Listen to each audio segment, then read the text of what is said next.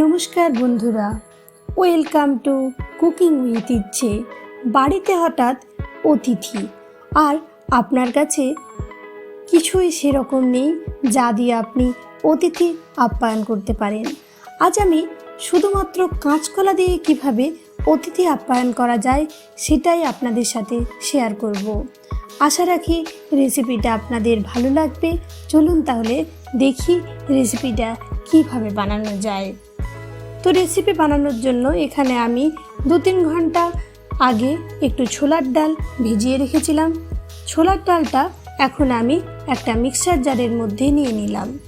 আর এটাকে আরও একটু ফ্লেভারফুল করার জন্য আমি এখানে একটু গোটা ধনে, গোটা জিরে, লবঙ্গ, এলাচ, দারচিনি নিয়ে নিয়েছি। এটা আমি এটার মধ্যে এখন অ্যাড করে দিলাম। সামান্য পরিমাণ জল দিয়ে এটার একটা ব্যাটার আমি বানিয়ে নেব। এদিকে বললামই শুধুমাত্র কাঁচকলা ছিল আমার কাছে, তো কাঁচকলা আমি এরকমভাবে কেটে নিচ্ছি। মাথা আর নিচের দিকের অংশটা বাদ দিয়ে দিয়েছি, কেননা সময় কম থাকলে এরকমভাবে কেটে নিলে তাড়াতাড়ি করে সেদ্ধ হয়ে যাবে কাঁচকলাগুলো। এরকম করেই আমি যতটা দরকার ততটা কাঁচকলা নিয়ে সামান্য একটু জল দিয়ে কুকারে স্টিম দিয়ে নেব হাই ফ্লেমে একটা। তারপর 15 মিনিট স্ট্যান্ডিং টাইমে রাখবো। এদিকে আমাদের ছোলার ডালটা খুব সুন্দরভাবে গ্রাইন্ড হয়ে গেছে। এখন 15 মিনিট পরে কাঁচকলাগুলোর খোসা ছাড়িয়ে আমি ছোলার ডালের মধ্যে অ্যাড করে নিলাম।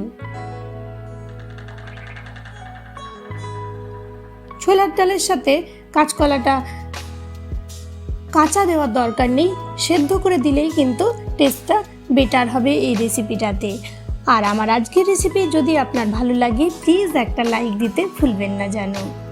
If you don't understand my language then please on CC my all recipe have English and Hindi CC and enjoy my recipe in your own language। তো এখন দিয়ে দিলাম এটার মধ্যে পরিমাণ মতন হলুদ আর নুন। ভালো করে মিশ্রণটাকে কিন্তু মেখে নিতে হবে।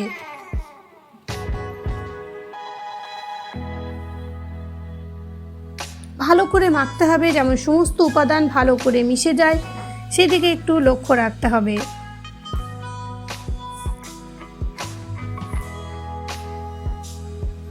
আর একটু ভালো করে আমি ফেটিয়েও নিচ্ছি যাতে করে সমস্ত উপাদান ভালো করে মিশে যায়।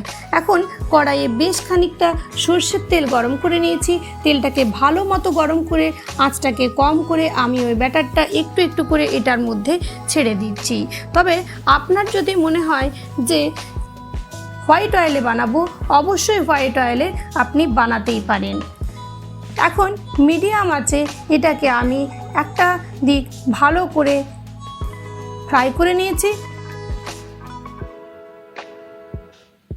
এখন আমি উল্টে নিচ্ছি।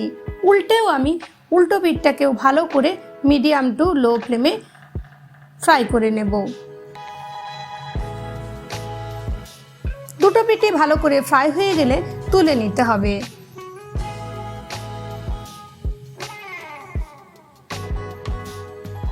আপনি এইভাবেও কিন্তু এই রেসিপিটাকে সার্ভ করতে পারেন। এটাও কিন্তু চায়ের সাথে কম টেস্টি লাগে না। এতদূর অবধিও একটা টিপস আপনি আশা করি পেয়েছেন। এবারে আমি যে নেক্সট স্টেপে যাব তার আগে সমস্ত ফ্রাইগুলো আমি কমপ্লিট করে নিচ্ছি। এতক্ষণ অবধি এসে নিশ্চয়ই বুঝতে পেরেছেন এটা অ্যাকচুয়ালি কলার কোপ্তার রেসিপি। আমার সমস্ত কোপ্তাগুলো ফ্রাই হয়ে গেছিল। এখন আমি এটাকে তুলে নিয়ে বাকি তেলের মধ্যে দিয়ে দিচ্ছি একটা শুকনো লঙ্কা, একটু দারচিনি, একটা তেজপাতা আর একটু গোটা জিরে। কম আছে 2 সেকেন্ডের জন্য এটাকে ঢেকে দেব এই রেসিপিটাকে আরও একটু ফ্লেভারফুল করার জন্য। আর তার সাথে আমি সামান্য পরিমাণ হিংও দিলাম। নিরামিষ রেসিপিতে এগুলো অ্যাড করে একদিন দেখবেন দারুণ কিন্তু একটা সামান্য রেসিপিও অসাধারণ হয়ে যাবে। দিয়ে দিলাম ছোট চামচে 2 চামচ আদা বাটা। আঁচটা কিন্তু একেবারে লো রয়েছে।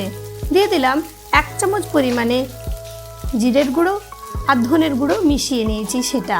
দিলাম হলুদ আর সামান্য একটু জল যাতে না মশলাটা নিচে ধরে যায়। এখন মশলাটা ভালো করে আমি কম আঁচে কষাতে থাকবো।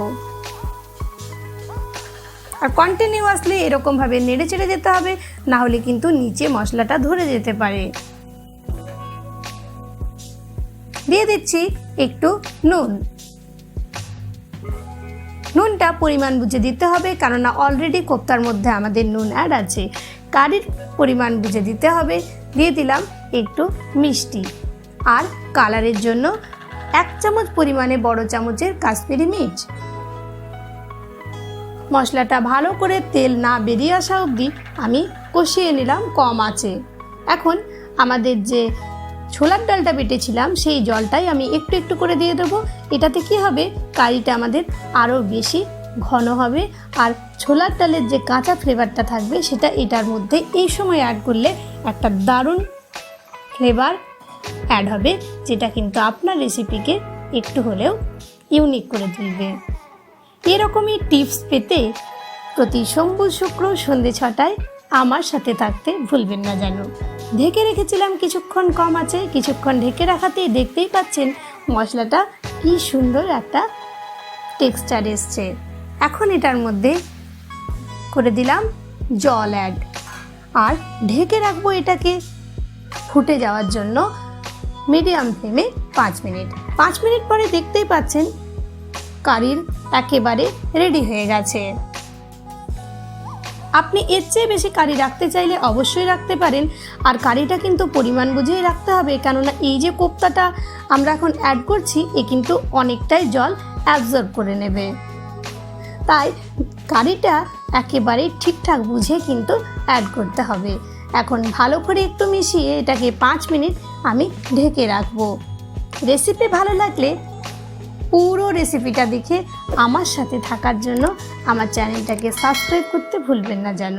দেখতেই পাচ্ছেন কি সুন্দর একটা কালার আর থিকনেস এসছে, আর এটাকে আরও ফ্লেভারফুল করার জন্য ওপর থেকে আমি দিয়ে দিচ্ছি শাহি গরম মশলা 1/2 টিস্পুন আর একটু ঘি। জাস্ট হয়ে গেছে। ঢেকে রাখতে হবে কম আঁচে 5 মিনিট, তারপর সার্ভ করতে হবে গরম ভাতের সাথে। আশা রাখি রেসিপিটা আপনাদের ভালো লাগবে, আর সবাই ভালো থাকবেন। ধন্যবাদ।